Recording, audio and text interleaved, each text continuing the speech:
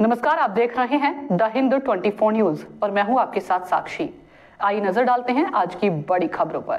तृणमूल कांग्रेस ने ऑपरेशन सिंदूर की सफलता के लिए भारतीय सैनिकों को श्रद्धांजलि देने के लिए कांचरापाड़ा राजपथ पर राष्ट्रवादी जुलूस निकाला।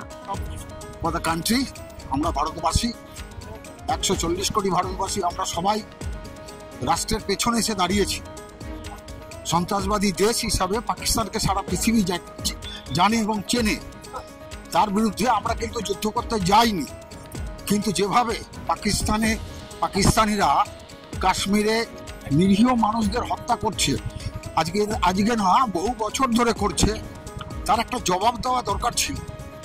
আমাদের ভারতবর্ষের সুশিক্ষিত সেনাবাহিনী যতক্ষণ পর্যন্ত না প্রধানমন্ত্রী এবং রাষ্ট্রপ্রধানদের কাছ থেকে সংকেত পেয়েছে ততক্ষণ পর্যন্ত সংযত আচরণ করেছে।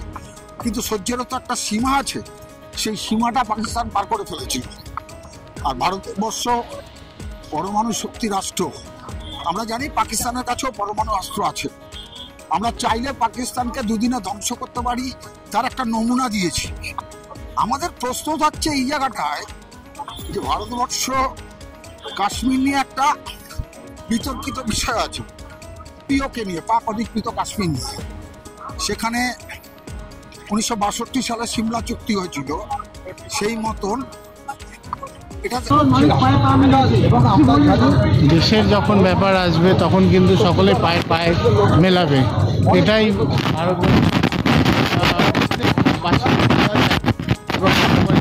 তারা কিন্তু এই সম্মান যাপন করছে। তো আমাদের অ্যাজ এ ইন্ডিয়ান এটা আমাদের কর্তব্যের মধ্যে পড়ে যে যারা দেশের জন্য রক্ষা করছে তাদেরকে সম্মান যাপন করা। দাদা, আর তার মধ্যে দেখা গেল কিন্তু বিজেপির একটা এমপি, তিনি কিন্তু কর্নেল থেকে কিছু বলছে পাকিস্তানের জঙ্গি।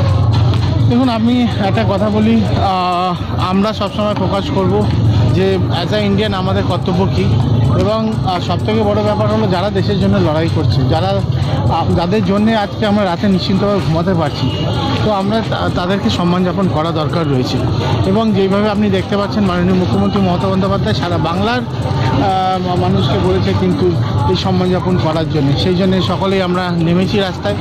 এবং সেইভাবেই আপনারা দেখতে পাচ্ছেন সকলে আমরা রয়েছি, আমাদের খোকনদা সহ প্রত্যেক কাউন্সিলর রয়েছে এবং ছাত্র থেকে সকলেই রয়েছে, সকলেই পায়ে পায়ে মিলেছে। এলাকায় অঞ্চলে প্রত্যেক মানুষেরা এসেছে, ছাত্ররা এসেছে, তো সকলেই আমরা যে প্রয়োজন রয়েছে আমরা সবসময় দেশের পাশে আছি, কেন দেশকে রক্ষা করাই হলো আমাদের কিন্তু প্রথম লক্ষ্য থাকে।